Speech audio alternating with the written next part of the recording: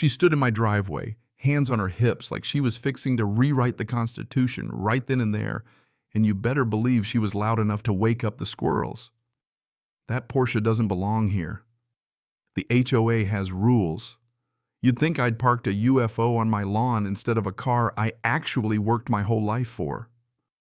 Her voice bounced off every mailbox, echoed down the street like a siren, and I just stood there, keys in my hand, plain gray jacket zipped up, doing my best not to let the badge underneath show. You know those moments where you're just too tired to fight, but you know if you don't, it'll never end. Yeah, that happened. I just stared at her. Didn't even bother to speak, didn't give her that satisfaction, and for a second I wondered how far she'd take it. Didn't have to wait long to find out. Not even an hour later, my living room was painted in flashing red and blue, and not the good kind. Two guys step out of a black SUV, no police markings, no unit numbers, just security energy and a couple of cheap plastic badges that you could spot from the porch if you've been around real law enforcement as long as I have. And there she is, Karen right behind them, smirk, turned up to 11. That's him, she shouts, pointing like she's starring in her own reality show.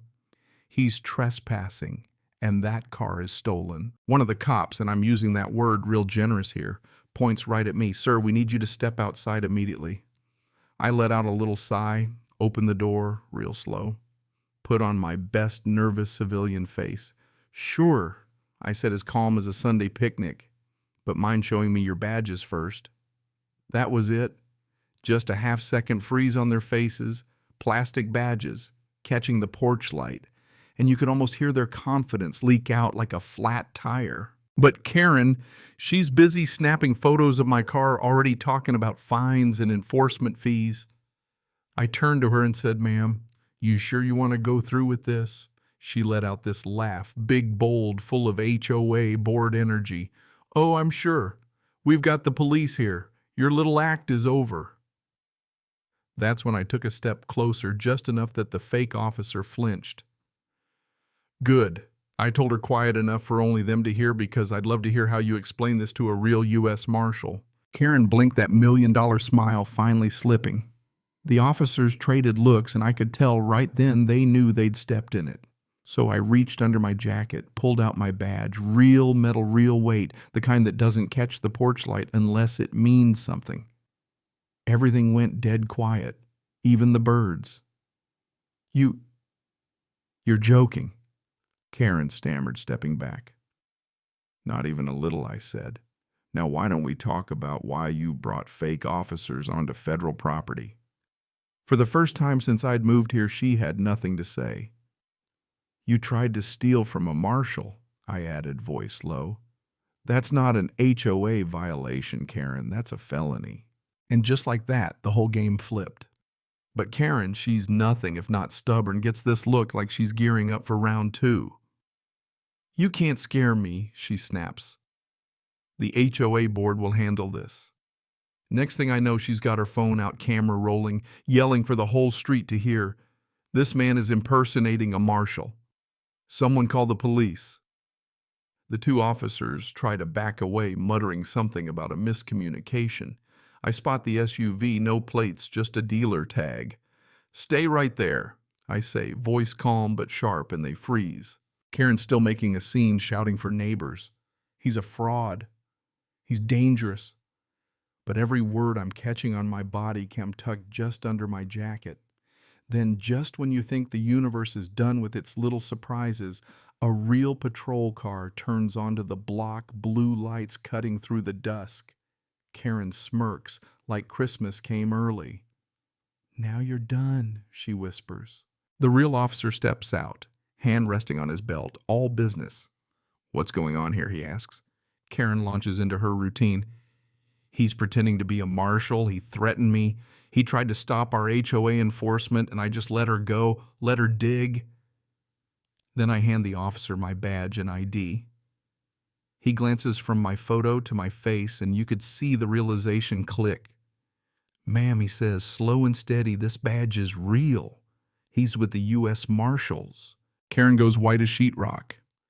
The fake cops try to bolt. One makes it to the SUV, tires squealing as he tears down the street, and the officer shouts after him.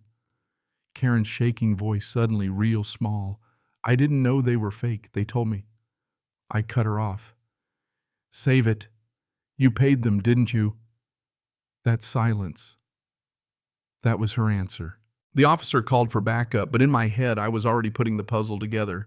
Karen thought she was queen of the cul-de-sac, untouchable, until the feds got interested. What she didn't know was that I'd been looking into a fake law enforcement scam in the area for months, and now her fingerprints were all over it. Funny thing about justice, I said, locking eyes with her. It shows up exactly when you least expect it. Next morning, the neighborhood was all peace and quiet on the surface, but under that calm, you could feel it coming like the air before a thunderstorm. I spent half the night reviewing my body cam footage, running the SUV's tag. By breakfast, my team had traced it to a repo lot run by a guy already on the federal watch list. Guess whose name was on the payment authorization? Karen Whitmore, queen of the HOA herself. By noon, I'm sitting in my car across the street from her place. She's outside watering her roses, big smile, waving at neighbors, the same folks who'd watched her try to humiliate me the day before. I hit record. She spotted me, stormed over, arms crossed. You're still here. I told the HOA about you. You'll be evicted by next week. I rolled down my window.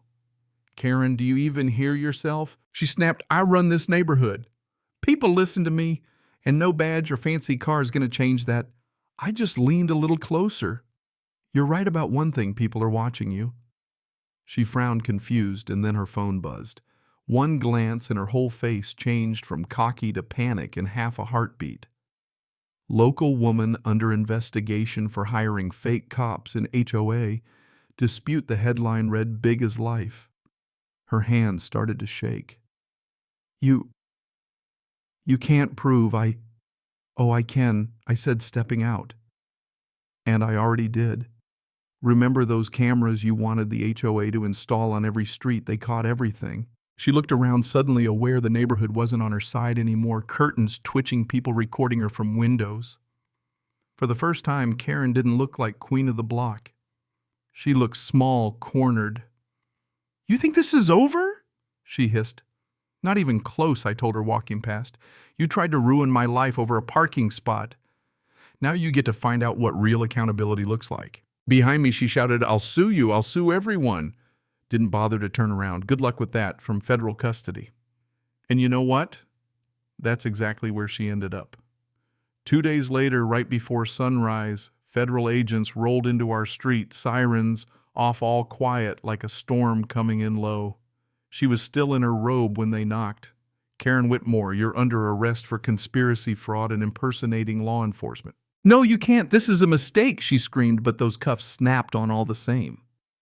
Neighbors watched from behind curtains and camera phones. I stood by my gate, arms folded, watched as they led her past her still dripping watering can. She looked at me and yelled, You set me up. I just met her eyes and said, No, Karen, you set yourself up. After they took her away, I parked my Porsche right where it belonged, my own driveway, sun-dipping low freedom in the quiet. I looked around that street and thought, I fought for this country.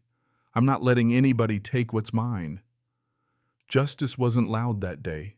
It was calm, steady, like the kind of peace you earn. So let me ask you, what would you have done? Should folks like Karen get a second chance? Or is there only one way to deal with people who think the rules never apply to them? Drop your thoughts down below. Tell me where you're watching from, and don't forget to like, share, and subscribe for more wild HOA stories like this. I read every comment. Let's hear what justice means to you.